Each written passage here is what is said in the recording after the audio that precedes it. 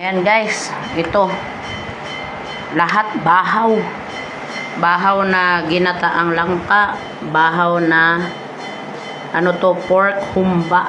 Ayan, tsaka kanin. Yan ang ating for today's dinner guys. Ayan, kaon na punta. Yan, humba are. Ayan, meron siyang banana blossom, meron siyang black beans, tapos bahaw din na langka na ginataan. Pwede na to, kain na tayo guys. O, diba? O, pagkain ko puro bahaw. Kauuwi ko lang galing sa trabaho guys. Gutom. Itong ulam ko ay bahaw to. Di na ako nagluto, mag-isa lang ako sa bahay. Bahaw ang kanin, bahaw ang ginataang langka, bahaw ang pork humba. Maraming salamat Lord sa grasya. Lahat bahaw.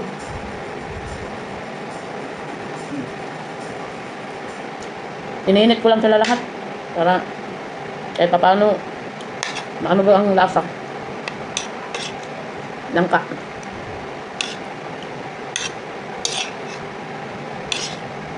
Panay ang video ko kasi mag-isa lang ako dito sa bahay. Yung tipong pagod ka magtrabaho tapos pag uwi mo wala man lang sasalubong, puro iring.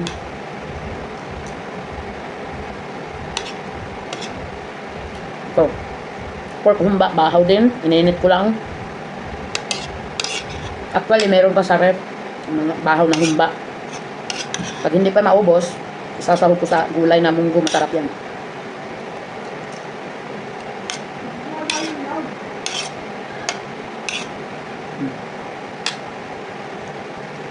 Kung magreklamo pa ako, kanino ako magreklamo? Mag-isa lang naman ako sa bahay. So kung ano nasa loob ng ref, yun na lang. May bahaw, initin lang.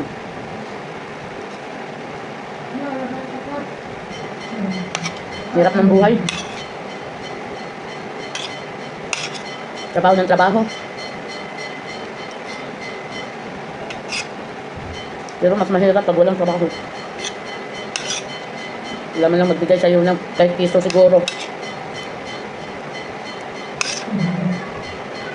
Mas malasa man din yung guys, bahaw guys.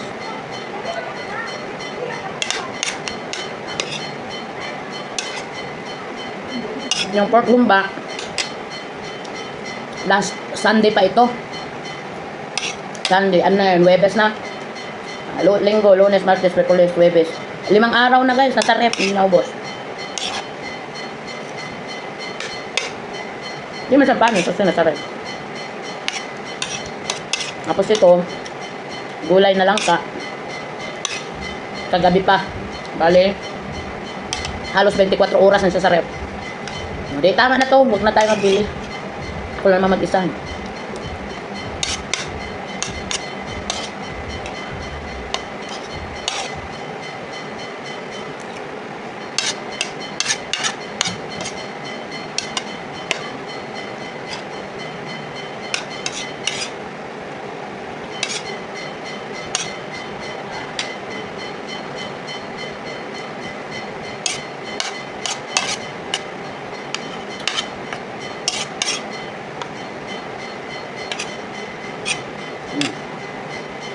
Unti na lang.